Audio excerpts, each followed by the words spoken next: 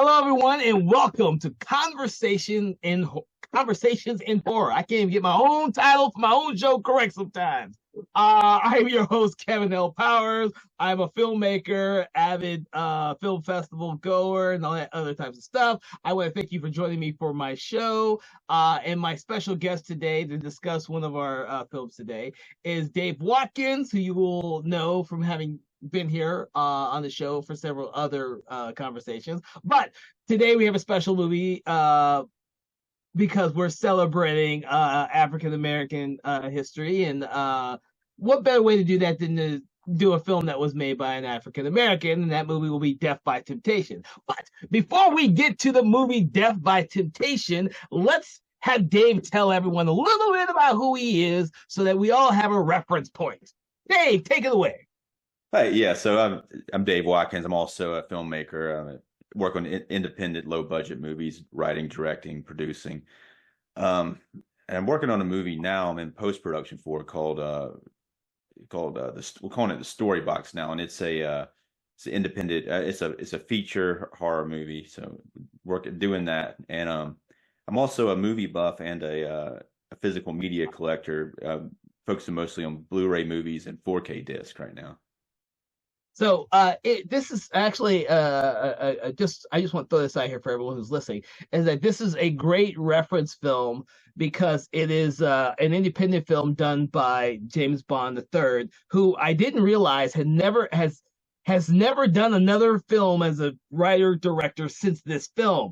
It was an independent film that was eventually distributed through Trauma, who some of you may be aware of. Lloyd Kaufman, who did Toxic Avenger. Right. Sergeant This movie being distributed through Trauma is very, very rare for this type of movie. It is very rare. Yeah, and Trauma is known for their more of a, I guess it's more, I guess it's more gratuitous with the violence, and there's a I guess if you don't know, but you'd have to. Most people listening to this would have to know what they are. But it's fun, but they're definitely not this type of movie. Yes, this is a movie that is out of their wheelhouse, but it is also an indie film, and both me and Dave are indie filmmakers, so it has that indie spirit in there, and we'll get to that more as we go on. But I would like to just tell everyone, because I'll start this off this time. I usually let my guests tell me their first time seeing the movie, but I'm going to tell everyone my first time seeing the movie because I saw the movie when it first came out. I have always been a huge horror film geek nerd, fan, what have you, and I used to always see everything that used to come out, and it was everything that was released. But you saw it in the theater when it came no, out? no, no. I saw it as soon as it came out on VHS. I was aware of it because of Kadeem Hardison. I did not know who Samuel L. Jackson was at the time, and I definitely didn't know who James Bond III was when I heard about the movie. But my impression of the movie was it was a vampire movie with African Americans, and I was like, "Oh crap! I haven't seen this before. I had to go see this." It was not until just recently that I realized that the temptress in here is not really a vampire. That just knocked me for a loop because my impression for my entire life has always been that it was a vampire film, and there's a reason. There's a reason for that too. I think there are some overlaps yeah. with the whole succubus, which is what Right. demon, what she's supposed to be. But I don't think I ever realized what the hell a succubus was when I originally saw this film. I saw it as a vampire film, and that is what has stuck in my brain for over 3 decades. So it's interesting for me rewatching the movie. But when I first saw it, it was like, oh, this is cool as shit. I don't, it was more of a movie that I saw my own culture in. Although I'm not as religious as the character in there is, and that's probably where I didn't pick up the whole thing about the good versus evil, the devil versus God type thing. I didn't pick it up because I wasn't really religious when I saw the film. So I saw vampire, pretty much it. Yeah, it even has a cross at one point. But in the movie, succubus, I think, is what she is. But in the movie, she's described as a demon. Yes, but she's never called a succubus. But it does seem to have. I guess a succubus is a demon as well. But the way that the way that she operates seems to go in that direction. If it Yes. could be, yeah, Well, yeah, now that I'm older now. So when I saw this, I was a kid. And so I'm older now. I know what the hell a succubus is. I can see all of those traits in the Temptress character, played by Cynthia Bond. I can see all those traits in there, and how they overlap with that of a vampire, but they never say vampire, so she's not a vampire. And they don't say succubus. He says she's the temptation demon, which I also didn't pick up until watching it again. I didn't realize that they actually had a name for her demon in this film, which falls in line with the title of the movie. yeah. I guess they just in the subtitles of the movie, which I watched it with subtitles on, they call her Temptation, but she's Uh-huh. billed as the Temptress, is I guess her character name, but they call her Temptation in the subtitles, which I don't know who's responsible for that. Well, Probably. no, because they actually label her as a the demon temptation. Yeah, I didn't notice this either. So when I watched it today, because I rewatched it, trying to get refreshed, Bill Nunn's character, who I absolutely love, is an undercover cop right. who. Which kind of like I don't know. I love they gave him a lot to do because Bill Nunn was a great actor, but it kind of comes out of like there's not like everything he does before he becomes a cop does. It's almost like they were shooting and they're like, you know what, it'd be cool if he was a cop, because No, he's they actually do set it up. They do set it up a little bit when he's asking specific questions about her at the beginning. You see that he's trying to get people's impression of who she was because he already has an ideal that she is responsible for the death of the bartender. I didn't notice this until I yeah, saw it today. Because like I said, I didn't think about it. I never thought about that until after I watched it. It's also like I never realized that he worked for an undercover agency with the FBI who deals with paranormal murders and situations. I thought this is like a precursor to the fucking X Files without them yeah. actually calling them that they're the X Files. Right, right. Yeah. I No, was like, I mean, really? yeah. I'm glad they gave him. Yeah, it was cool when they gave him something to do. But yeah, go ahead. No, no, There no. was something I was going to say. Now I lost track of what I was going to say. But there's something about yeah. It'll come back to me in a minute. But Well, that's the thing. If I had gone through this film without having rewatched it, my impressions would still be what I originally saw it. So that now leads me to what were your impressions when you first saw the movie? Because that will color everything. okay, well, before I say that, I now remember what I was going to say. Okay. So I was reading about it, and the Vampire in Brooklyn movie, Hmm. which also has Kadeem Hardison in it. So it came out after this, but apparently after that came out, they kind of pushed this back again, try to push it out like it was a vampire movie at that point. I was reading about it. Apparently, they didn't even release it in, I think, Sweden until after A Vampire in Brooklyn. And when they did that, they kind of try to make it look like it was a vampire movie because it does have characteristics of a vampire It movie, does. It but does. it's not though because it's more of a demon. But as far as my first impression, and the first time I saw this, it was on, I don't know if it was Cinemax or HBO, but they were playing a lot of trauma movies. They would play like Blood Hook, which I think is it's an awesomely bad movie, but they were playing that one week, and I remember seeing their next week or whatever, Death by Temptation, and I was like, okay, that looks pretty cool, I'll check it out, and then I did, and it was I liked it though. I mean, it was like I think a lot of the stuff kind of went over my head when I saw it the first time that, but as far as like, and there's definitely certain parts of it. I really like, um, as far as like the character development that they have for the main character in his dream sequence with at the beginning of it. Hmm. Like it has, like the beginning of it's a little slow, for the very beginning of it with the bartenders on the phone, and then it gets kind of good. Like he goes back and and she takes him back to her apartment and then kills him or whatever she does, and then after that it introduces the main character with this dream sequence where Samuel L. Jackson, I didn't know who he was at the time, but he's his father in a very small role in this, but he gets very high billing for his small amount of screen time. But his father's dead to begin with. But it's like a dream sequence where his father's talking to him, and then the temptress it kind of appears like in a black gown and stuff, and they kind of like play with that a little bit, and then he goes to see his friend who is Kay, who's was it Kadeem Hardison's character. And then there's some good scenes between those guys in their in his loft when it's just very like intimate type of scenes when they're just discussing. One guy's an actor, and the other guy's he's considering being what is it, some kind of reverend or A minister. minister. He's designed to be a minister just like his father was. Yeah, And his grandmother has been pushing him into that direction. So he's at this crossroads now where he doesn't know if he needs to. He hasn't seen enough of the real world, and so he goes to see his childhood friend slash family member. I can never. It's not really his brother, but I couldn't tell if it was his yeah. cousin or what. How Yeah. their relationship was. And it's interesting. I guess the main character is played by the director James Bond III, and he does a good job in the role. And it's weird the way before this he did a few things. He's like in School Days, and so was a lot of the other actors in this movie, like Bill Nunn and I think and maybe Samuel L. Jackson, but the Kadeem Harrison. They probably all met while they're shooting that movie, is what it looks like to me. But yeah, he does a good job, and I'm surprised he didn't do more, at least especially more as an actor. Because I guess he seems like he might be playing himself, Mhm. probably.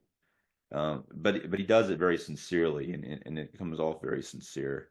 I was a little worried about it at first, but it is a good performance. But Kadeem Hardison kind of takes over the movie in some places of it because he's very charismatic, and Yeah. there's even parts where it gets to back halfway through, and he kind of becomes like driving force of the investigation into the succubus because the other guy becomes kind of the victim or the potential victim. She kind of like reins in on him, and so he's just kind of like got he's got the beer goggles on with not that he doesn't drink, but he's got the beer goggles on. He doesn't see that what she is. The other guy sees it, and he's trying to figure out what's going on with it. And so he kind of becomes the main character for a while until he's like abruptly killed. But then but as far as like, yeah, that's my impression. I really like the end of it. I like the way there's some cool like special effects stuff, like when Kadeem Hardison's character gets killed, he gets pulled through this TV. Hmm. It's like there's some cool effects with that, and then it's also the ending is really good when he confronts her. He decides to go towards good or his religion, and he confronts the temptress, and ends up killing her. Yeah.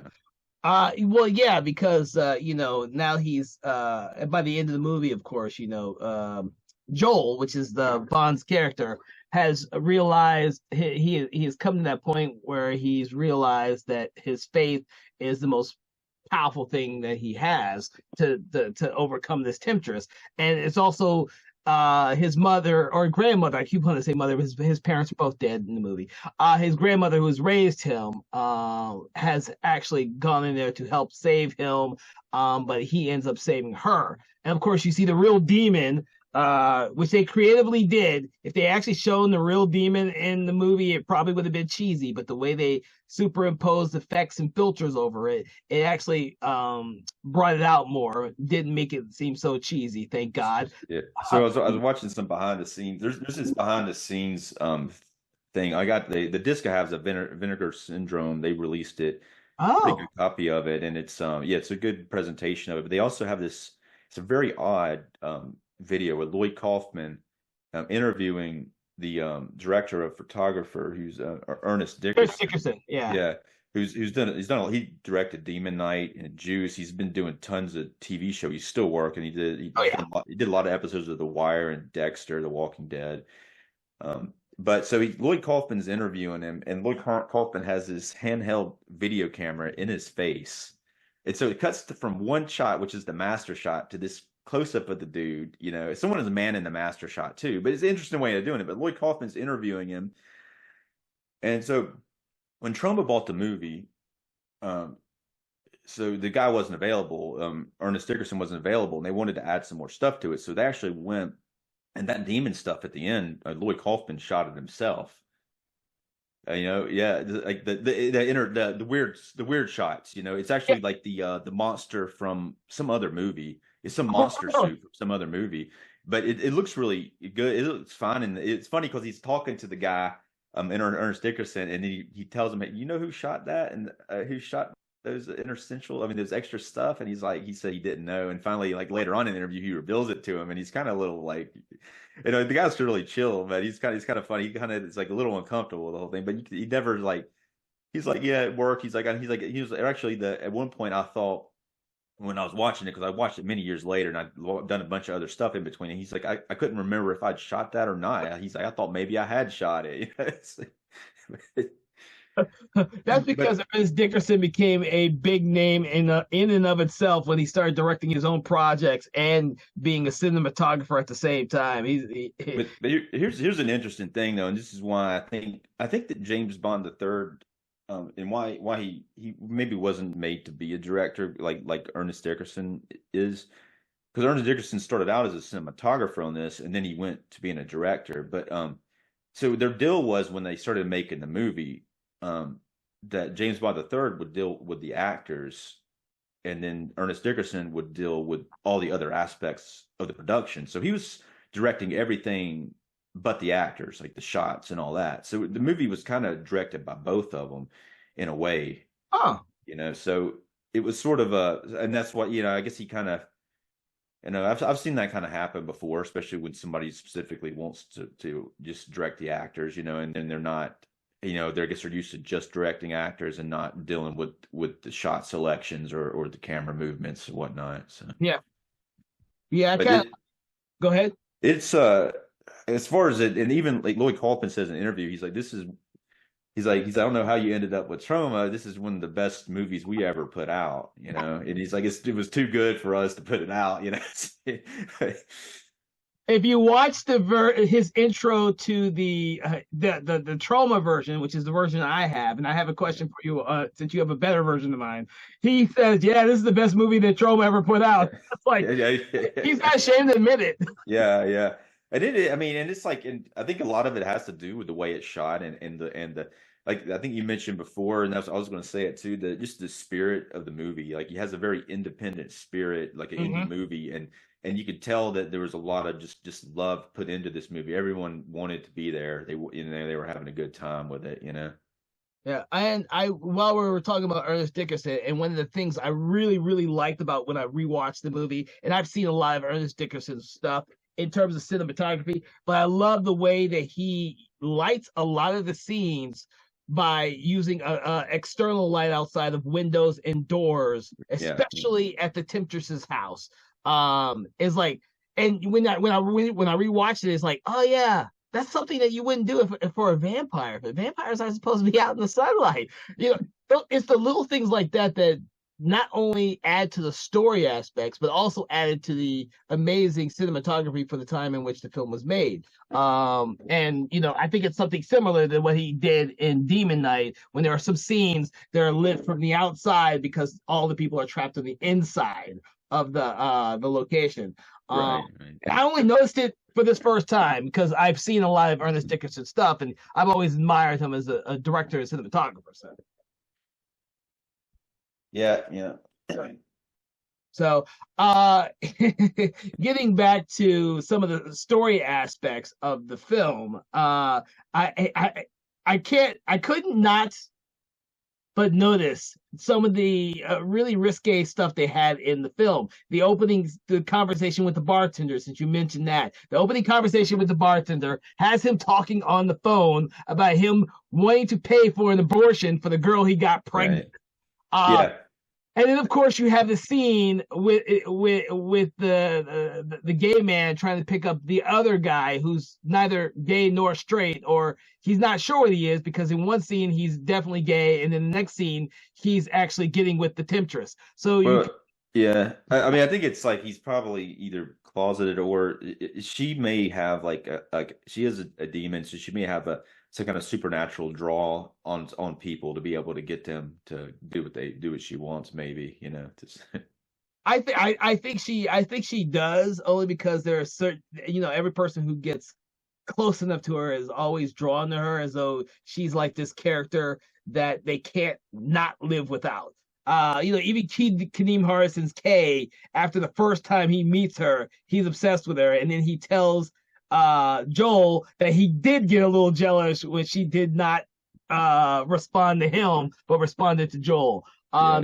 Those But type of it was kind of messed up though, because like, he did have this what he thought was a very meaningful conversation with her, and then she walks up to him the next time, acts like she's never met him yeah. before. So it's like, it's like it was. Then she wants to get with his best friend, and it's like, that's not a good way to start something. But yeah, but that was something I was going to say a few minutes ago. But and there's like at least three sex scenes in this movie that, but all of them are there's not really there's barely any nudity. The Temptress, you never see her nude. She's very like but they're done in a way so it's not gratuitous. But so that was, I was just thinking about that. But they are like, but just because there's not nudity, but it does they are very there's something with them though. There's like it's done well, so it's still like you don't ever think that they're not doing it, but that it's like that makes sense. But it's tastefully done. yeah. And every one of them leads to somebody either dying or the second guy, which this was confusing me this time when I was watching it. Like the second guy, she doesn't kill herself. She infects him with some kind of disease, which is probably AIDS or some kind of sexually transmitted disease. And he's like growing stuff all over his face. And then later on in the dream sequence, he tells the main character that his wife shot him, I guess, when she found out about it, You know what? It wasn't until until I think it was Bill Nunn's character who tells it was Bill Nunn's character Dougie. I couldn't remember what his name was. Dougie tells Kay that the way he got into the whole case was he was interviewing somebody, and he said that he had snakes growing in them. It's something the devil gave to him. And then of course when he tried to tell Dougie the story, the snakes came out of his mouth. So when that second guy is infected with something, I kind of saw it as that she's infected him with whatever evil she's infected the other guy with, because it's the same temptress. It really gets nasty when the one guy who's the closet gay guy who doesn't know if he's gay or not decides to barge in on her, and she's furious. And the beast comes out and she rips him a new one. I did not realize until I watched it that because she's not in control of when he shows up, she goes beast mode. Everyone else, she has complete control over those men because she's a seductress. But this guy, he shows up at her place, and she goes beast mode on him. Right. But obviously this was probably, it worked for the narrative, but if you think about her motives, as far as what she keeps going back to the same bar. It was very risky to kill the bartender to begin with. You know what I'm saying? That she should have because she maybe could have went home with a few people first and then killed the bartender and never went back to that bar after that. Would probably be the best way of doing that. Because there's a lot of other bars you just but you keep going back to the same bar and she gets caught. It's like.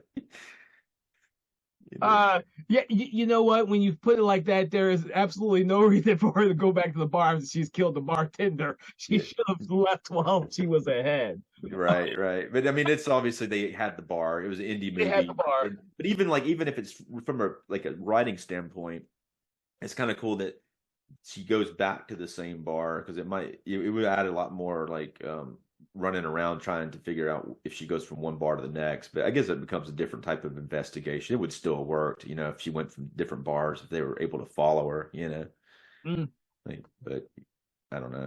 No, well, no, this is it's the indie spirit. Yeah. You're probably right. They had an actual bar access, and they shot all these. They put most of the movie in a bar. Most of the movie takes place in the bar. They have I guess the locations are was it Kay, the actor, Kadeem Hardison's character, his apartment, the temptress's house, and the bar, in the and then bar. there's a few other like small, like there's like the church, which is seen briefly with in the dream sequences, but and those are the big locations. Though it's not, apparently they shot all of it within small amount of distance, so they were able to shoot it pretty quick and pretty efficiently. Hmm. The way that Ernest Dickerson described it when he's talking to Lloyd Kaufman, he described it as a bunch of friends getting together and shooting a movie, and they were having a good time with it, So, Well, when you put it that way, you can see that in pretty much the entire film. There's not like there's a need for a whole bunch of special effects or something. Most of the stuff, the killing is actually done off screen or behind curtains or something. You really don't see much of anything except for now that I know Lloyd Kaufman's demon footage that he yeah. inserted at the end. But you do see some stuff though. I mean, it's some like the TV scene. He Yeah, goes you see that, and then the TV throws him up all over the floor. But it's not like a hardcore amount of it, but it's pretty effective. it is. Um, and Ernest Dickerson said he did that effect himself. It was his idea, all that. So, and he said that in order to, it was weird. He was talking about how he did the effect, and so it's like a TV. He had like a piece of rubber in front of the TV, and then someone behind it would be push their hand out, and then they had a film projector, and they projected Kadeem Hardison's face onto the TV to make it look like his face was there. So it's a very very Huh. pretty ingenious type of way of doing it. Very Oh, resourceful. well, it was ingenious to have Kadeem Hardison's image on the TV eating the real Yeah. Kadeem Hardison. Um, Yeah. and And then then he throwing him, burps or whatever. and Yeah. yeah, it could have easily been the Temptress, uh, Right. but they used Kadeem Hardison who eats himself, which is a Right. weird way of putting it. Yeah. Yeah. It probably would have been probably would have made more sense for it to be the Temptress. But at the same time, I liked his character so much. I didn't like it that he was killed anyway. It was a cool way to get killed, but I didn't like it when they took him out because I did like his character a lot. Yeah. But and they were like him and Bill Nunn. They started like investigating into it. They're putting themselves in danger pretty bad. And they were and everything that they were doing, it's like she could sense it. So it was like wasn't a very good way of going about it because they both get killed because of it. But I don't know. I don't know They, what you do. they get killed because they think holy water can actually do something to it, Yeah. which is actually quite funny. I think it kind of messes with her a little bit though. She does seem to be affected by it a little bit. I think that, but I don't think it does as much damage as they were hoping it would do. Although I do have to ask you what did you think of the dream sequences or nightmare sequences that they had? You have most of them coming from Joel's character, of course, the very beginning one, and then of course there's the one where Kadeem Hardison, when he is first talking to the Temptress, she puts the mojo on him and he starts fantasizing about her. What do you think about those type of sequences being integrated into this type of movie? Well, there's also the one where you see them like the main character, James Bond's third character, go into the bar and talk to the people she's killed. It ends up being his grandmother's dream, though, for some reason. But the dreams are I mean, I liked them. I thought they were really cool. They kind of reminded me a little bit of something out of Phantasm or something like that. But I mean, I like the first one, the best, the one where Samuel L. Jackson's in it. But it's funny though, the one where he imagines being back in her room, she has that the same bedspread as the that is really in the room because the bartender comes in there and he's all like laying on it and they start talking about it. It looks like something. It doesn't even look that like a very good bedspread, but they're all like, "You like that?" He's like, "Oh yeah, I like it." But it's the same bedspread, some kind of white bedspread with like blinds on it. It's like I don't know. They probably. But yeah, I liked it. I mean, I thought all the dream sequences were cool. I think that one was probably my least favorite, the one with Kadeem Hardison because it's kind of weird because it's a little confusing at first because you think that he goes back to her house, but he really doesn't. It's like it's an imagination. But I would think that since it's actually really what her house looks like, I think it's something she planted in his head. Maybe it's something like this is what we're going to go do, and a lot of this is kind of speculative. I mean, speculative because um, but it would be another way of saying that she's able to put these thoughts in their heads before they actually go and do it. But another weird thing though, that in the very first scene, well, not the first time she kills the guy, the bartender, like he goes in there and the room looks really nice, but after she attacks him in the shower and he goes to running, the room's like completely bare. So it's almost like everything that was in there was an illusion. Yeah, but that's like the only time that's kind of done. It's in that scene, because when he's running out of there, just it looks like I guess it's just an old room. There's no bed or anything in there. Oh, right, you're right. I did not think about Yeah, that. That's an interesting aspect to think about. She's got right. the most, and it plays with her whole psychic power that she displays throughout the entire film. I don't think I ever really thought about that till I just recently watched it. All the small little psychic things that she does, like she's able to see Dougie and Kay when they're at the other psychics place, and that woman gets taken over by the temptress, and that's what scares the shit out of them. Right, right. Which is uh, kind of funny when they go, like, of all places, like I guess that, like, that's the thing to do, to go to a psychic to figure out what's going on. You know what I'm saying? And she when apparently, you put it that way, yes, it is kind of weird. But I also think that Dougie is a cop who, in theory, has been investigating these paranormal things, but until now, nothing has ever panned out. And but so, there's like this hilarious part of that scene that Dougie, like Bill Nunn says, it's something like she doesn't even say this, and he comes to the conclusion that they need to go. And I think he says something like cut her head off and then burn her and all this. And it's like it just comes out of the blue, and it's just like a hilarious line. And then Kadeem Hardison's just like, what do we really need to do that? It's and then that's what they're gonna do. That's the plan. Okay, let's do it. That's what he just pulls out of nowhere. It's like, is that even gonna work? well, it seems that Bill Nunn's character has studied up on vampires and demons, and this is how you get rid of them: cut their heads off and do all this kind of stuff. And Dean Harrison is like, I'm just a small country boy who came to New York to make good. I don't know Right. what the hell you're talking about. Yeah, that's an awesome scene though. It's like probably that's the funniest dialogue in the movie. The And that I was just going to say though that the actress who plays the Temptress was really good too. I don't think she hadn't done a lot more movies after this. She looks like she went to another different type of career, but she was really good in the movie though. I thought she could have if she stayed with it. It might have been a tough thing for her though because of the subject matter being so many sex scenes and stuff. So it might have been hard for her to get other roles. But I mean, she was good. She was good. She was reminding me of like maybe Robin Gibbons or something like that. I can see Uh, that. Definitely. or yeah, Well, if I think you she could have done more stuff had she like, kept trying at it. But you know, well, if you listen to Lloyd Kaufman's whole thing about the movie, oh, and this brings me back to my other question I was going to ask you about the Blu-ray. He said that when they released it, they had trouble finding people to distribute it because of the fact that it was an African American themed horror film, and they were afraid people might start rioting and start going crazy about this movie. And so this is what I want to ask. On my version of the Trauma release, all of the cuss words have been blanked out. Is that the same as in the Blu-ray? no. Okay, Oh man, that sucks, man. I hate to hear that. so I'm rewatching that today, and I'm like, I Yeah, don't that's remember this being this way, yeah. but I guess it has to be.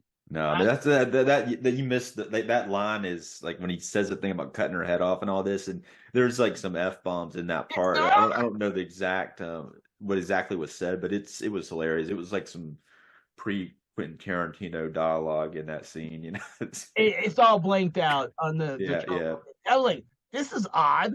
Trauma Yeah. kills people, has sex everywhere, and there's gore everywhere, but they're gonna blank out a couple cuss words. I Yeah, just there's not that many, I wouldn't think, but it was. I mean, that's just annoying, man.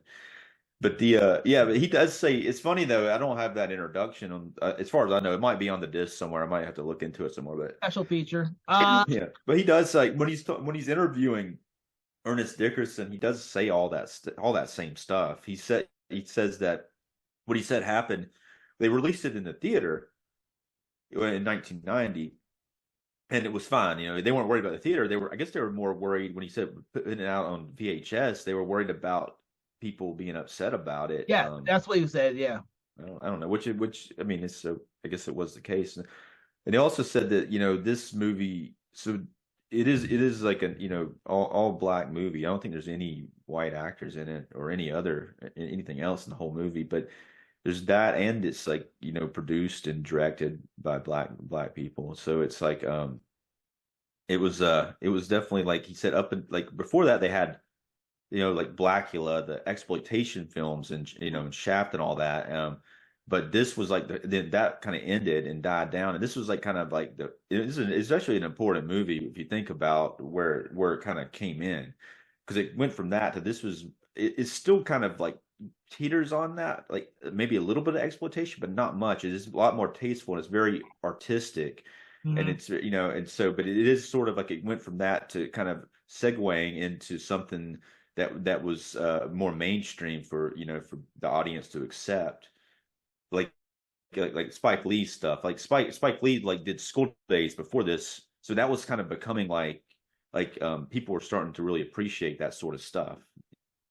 Yeah, well, the thing I think is I think you saw a lot of movies like what Spike Lee was doing when he was making it big, but what you didn't see a lot of were horror movies. I think Genga and Hess is probably one of the earlier ones that was that I can think of that was all African American, really. And then you start segueing into these random films that are done by a multitude of different racially diverse directors who are just doing films with African Americans in them, until you start seeing this. And I think Ernest Dickerson, did he do Bones? I can't remember if he did Bones or not. Yeah, I'm not sure on that one. He did a lot of stuff though, but He did so many things, and I now yeah, can't remember all the stuff he used to do. Yes, okay. Ernest Dickerson did Bones too. I had to look at he directed make it. sure. Like Yeah, he did Demon Knight, he did yeah, Bones, and these were all a lot of predominantly African American horror films. And the thing is, now you have Jordan Peele doing his thing, and you have a lot more. There's tons of them now. I just look yeah, at yeah. now, and there's tons of African American themed horror films. And I think Ernest Dickerson just did it was the I don't want to miss say my freaking movies. I can't because I can't remember what he recently did because been doing so much freaking television. Yeah, I don't think. I mean, I was looking at it. It looks like almost everything he's kind of in that television stuff. It's weird the way, like, if you look on his you know, his IMDb page, it's like a lot of just one episode stuff going on. But Well, and the thing is, he was a cinematographer first before he became a director of films, and so now he's done a little bit of everything. He yeah, just goes yeah, back he and hasn't forth. done any, like, he hasn't been a cine photographer for a long time though. Because the Has- last time he did it, is he looking at it? Oh I think it was, wow, yeah, you it were was right. 2002. Yeah. But as far as, you know, directing a movie, I don't, you know, he's been doing shows, you know, as far as for a while now, it looks like. Yeah. But Whoa, I think you might be right. I think there's been I haven't seen any movies since Never Die Alone. Is that really the last was, movie? He did a couple TV movies. But Never Die Alone may have been the last main movie he did. yeah, Wow. I mean, but you know, that's how he's sure he's making a big money going from TV show to TV show. You know, he's just, Well, he's staying employed. well, yeah, that's the thing is you stay employed and you go from show to show. And I know he directed a lot of the pilot episodes of shows, which means that his style, his input is part of the overall look of the shows. I know that. But wow, we need to Yeah, get that boy some more movies. yeah. I can't believe he stopped directing movies. At he least start with it. I guess too, though, if you're doing like TV shows all the time, it kind of becomes if you want to do a movie, you almost have to get out of the TV thing, and then you might miss some opportunities. You know, he might go direct a movie, and then kind of not his TV work might not be there when he gets done directing it. You know, it's probably concerning. Yeah, you're right. I mean, that's what happened to David Slade. David Slade went from making movies to TV land, and Yeah. he rarely does movies now. And I used to love his work. So, but that's just the nature of the beast. It is kind of hard to hear that James Bond III and Cynthia Bond didn't do any other projects following this movie. I always thought this was a great movie, even though I thought it was a vampire movie. I've always thought this was a great movie. Yeah. uh, it's kind of disheartening to see that they didn't do anything after this. But I don't know if it's not that they didn't do anything. They didn't necessarily do anything in related so much to the film business because I didn't. There is a James Bond the Third did on the disc for the video syndrome disc I have. He does do an interview like about his retrospect of his life or something, but I didn't watch the whole thing. It's one of those it would have been a lot better if it was like a director's commentary, but you can play it and he's talking about himself, but and while the movie's playing, but he's not talking about the movie while it's playing. So it's kind of like it's almost like podcast about himself. But I started to listen to it, but I didn't get that far into it. But I'm I mean, just starting to listen to it. I think he did. It's not like he probably just decided that it wasn't his thing, and he went on to do other stuff. Maybe he does theater or something like that. I don't know, but he definitely was in like from what Ernest Dickerson was saying, he was an actor and he liked acting. I'm surprised he didn't do more stuff, especially after he was in School Days. I don't I don't think I've ever saw School Days, but I don't know how big his role was, but that was kind of how he met a bunch of the people. I kind of saw his career trajectory kind of like Stephen King, who decided to do no more movies as a director after Maximum Overdrive, and how much he hated doing that movie, despite the fact that I absolutely love the movie myself. Yeah, And it's entertaining. A lot of people hate it, but it's entertaining. And apparently he was on a lot of like drugs when he was directing the movie. I mean, you would think that he would be able to direct something, but I think it was such a bad experience that he never wanted to try it again. But I think if it was under the right circumstances, maybe he could have done it. I, I think he's like some other people. He just likes people to adapt his work, and he sit on the set and just watch people do their stuff, and he collects a paycheck. Yeah, yeah, right, So, yeah. so Yeah, you get too involved with it too. He writes books, like so if he'd have a hard time producing as many books if he was having to direct the movies too. all right. So we've come to the end of this episode, and I have to ask you, is there anything you would like to leave everyone about Death by Temptation? Um, I'd say like I mean I don't know. I guess check it out. I think it's a very well done movie. It's an early '90s horror movie, and it is it's got a lot of spirit. I'd check it out. It's a good movie. Got a lot of spirit. Yes, it does, because it has to deal with demons and God and faith. Yes, it does have a lot of spirit in it. I would like to tell everyone this is a movie that it has been overlooked, and you don't hear it in many circles, unfortunately, because it is a really good movie, and it is a movie that is steeped in a lot of faith in terms of good versus evil. It's almost like an Exorcist style movie without the exorcism. But it is a great showpiece for some amazing talent. Like I said, Samuel L. Jackson, Bill Nunn, Kadeem Hardison, James Bond III. I mean, it's some great talent in this movie. It's an early movie, and it still holds up pretty damn well. So I hope you will check it out, and I hope that our conversation has allowed you to see this movie in a different light if you have already seen it before. And for those of you who haven't seen it, you check it out.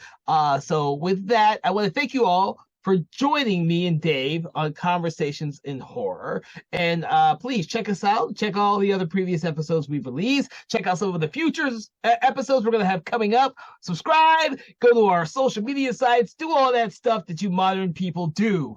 And have a good evening. Thank you. Conversations in Horror is a Broken Lighthouse Pictures production, produced by Kevin L. Powers, executive produced by Kelly A. Inoka, and originally filmed via Zoom technology. Conversations in Horror is hosted by Kevin L. Powers and co-hosted by various horror film lovers and filmmakers. To learn more about Mr. Powers, please make sure to check out his Patreon page and other social media platforms. Conversations in Horror is copyright 2024 Broken Lighthouse Pictures production.